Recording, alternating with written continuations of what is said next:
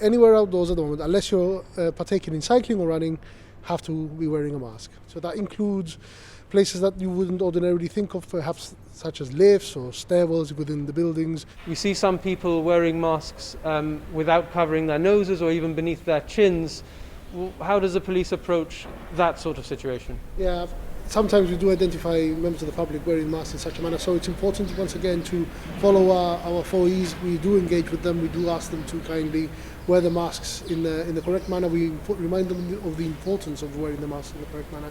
If not, it renders them ineffective. And again, members of the public have been very good and been very helpful and have complied to our requests. Have you had to fine anybody yet? There have been a few fines been issued this week in relation to the not wearing of masks, but thankfully the numbers haven't been excessive. Christmas, of course, is a time of the year when people traditionally get together and spend time with friends and families.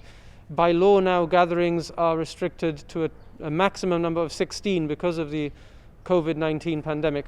How does the police expect to enforce that? Yes, obviously it's the time of the year that everyone wants to be around their families and their friends, which is absolutely understandable.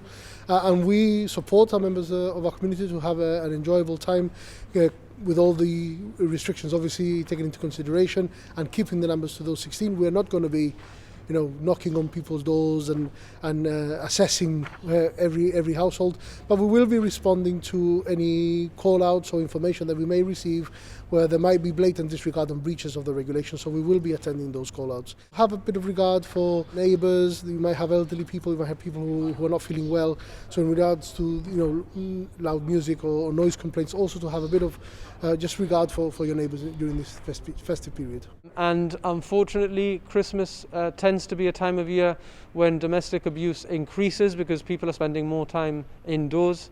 What is the RGP's message on domestic abuse? It's something that we are very aware of, something that we encourage our community to help us and support us in stamping out domestic abuse across our community.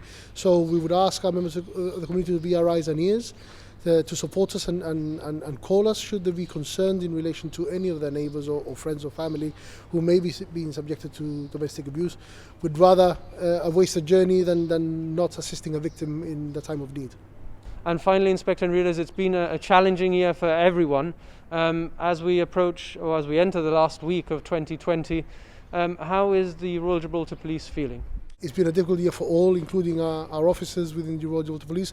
But our officers, the mood is that of wanting to carry on engaging with our community, provide a safe Gibraltar. That's what we have to do. That's why we get up every morning.